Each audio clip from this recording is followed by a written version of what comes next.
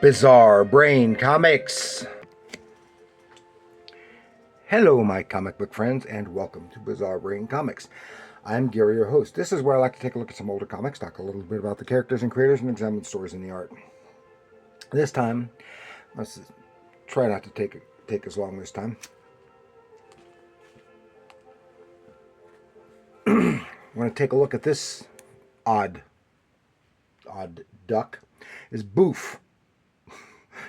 Boof number 4 and 5 from Image Comics from 1994.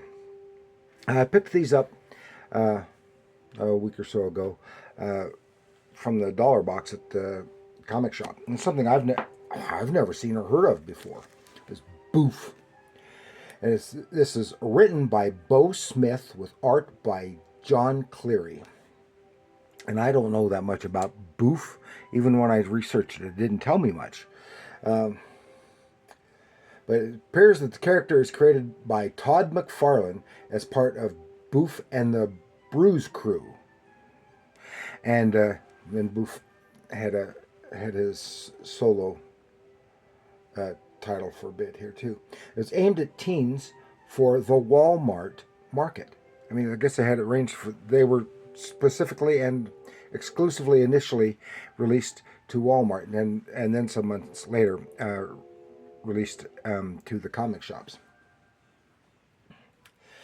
Bo Smith wrote the 2 6-issue miniseries that was Boof and the Bruise Crew. And it didn't sell as well as expected, although these numbers would still be respectable for today, since all the numbers are way down. And it was is supposed to be coming back, if it hasn't already, in what's called the Local Man title, something I'm completely unfamiliar with. Now, this writer, Bo Smith, is born in 1954, and he is a West Virginia-born comic book writer and columnist. And he was a journalism graduate of Marshall University. And his first comics job in the comics, was at Pacific Comics, but it folded before it was published. So that initial project was never published. Then he worked at Eclipse Comics, and he did some Green Lantern stuff at DC, and worked at IDW, and he wrote a column at the Comics Bulletin. And I looked a little bit up on what was his name now? Yeah, John Cleary, and because I'm completely unfamiliar with him too. And I guess he had done some interior and cover stuff, primarily for Image, some for DC and some others, in the 90s. But he is currently, apparently, a digital sculptor. And, and all these cool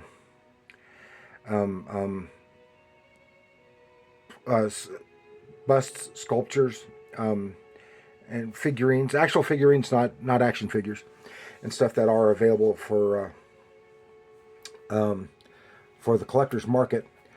He does that. I saw some pictures. The one image that I saw primarily was of something he did of Spawn, not Spawn, Venom and Spawn, and whether his style is naturally similar to that of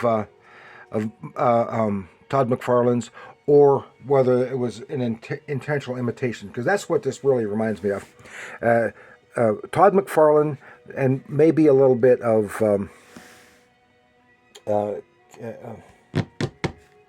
Keith. I forgot his name again. Who did the Max? I had it. It's just right over there, and I can't think of his name. Anyway, doesn't matter. But one thing, this is a goofy, and it is a humor title, but you really can't necessarily tell that from there. Is extreme stylization, but unlike most cartoony stuff, is extremely line heavy instead of simplification. Is very heavy. Not that the lines are heavy, but there are a lot of lines. and the lines should probably be heavier, and some of them are by some of the other artists. Anyway, Boof. One thing, I've got these 2 issues, I'll look through it, and you really don't ever really get a good image view of what Boof's body looks like. And here he looks like a razorback or a warthog. But he's not. He's humanoid. Apparently, he is an alien because the Bruise crew are aliens on Earth. So here they have the heavier line, and I actually like this stylization better for this kind of material. But this is still very cartoonish. It starts off on the beach. That's his foot. And the Smith family, because he hangs out with Nick Smith, I guess. They're on vacation at the beach. Surly in the sand, and everyone's describing him as a beach ball with legs, and he's crawling across the sand here with Nick, trying to find a good spot. Splats in the water, tries to surf, knocks somebody off their surfboard, and takes over. Some thrilling and skilling.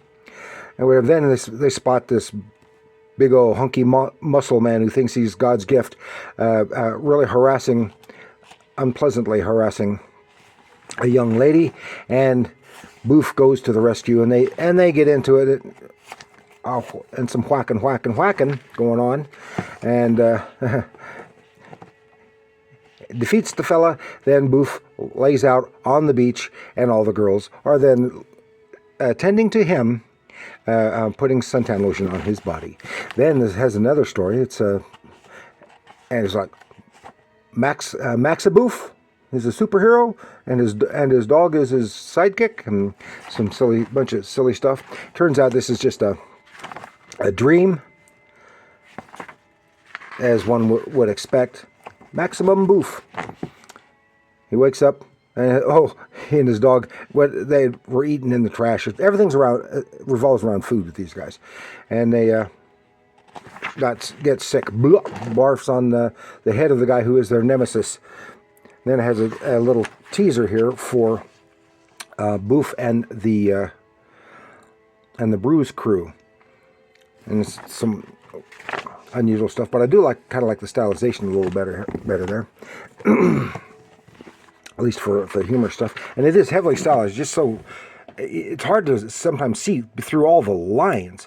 Then Farmin' and Charmin', kind of like this one.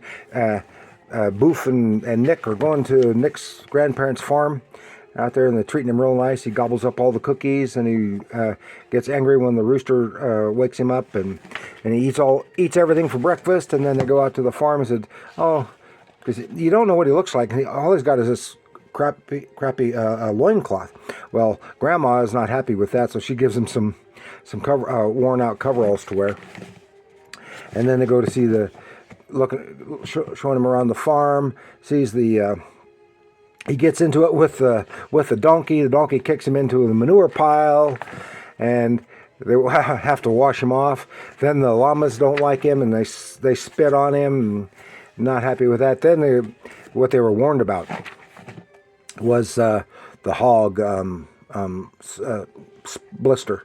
The lady hog, she is kind of making goo eyes at him, but the old boar, he is not happy at all because they look so much alike, right? And they get into it. Then pretty soon they're eating a big old ham for lunch, for supper or whatever. And it has some character drawings here, and then another little thing of supermarket sweep of the Bruise crew, which doesn't go anywhere because it's continued in the other book, Boof and the Bruise crew. You still can't see much of anything, and it's meh. That's about all I can say for it. It's not good. It's not utterly terrible, but it's not good. It gives me a little. I mean, it gets a chuckle or two. It sure as hell. It's barely worth the buck a piece that I paid for it, if even that. So it sure as heck wasn't worth the cover price, and whatever collectible prices they might have on it. I don't know if it's anything, but if you find it anything more than $1, it's way overpriced as far as I'm concerned. So that's all. I just wanted to share a little bit of Boof with you, and he's going in the reject pile. So, so thank you for joining me. Please like, share, and subscribe. Leave your comments down below. Are you at all familiar with Boof or Boof and the Bruise crew? Anything? And did you happen to like them when you saw them? If you did, it's all not even good silliness, really. But that's all.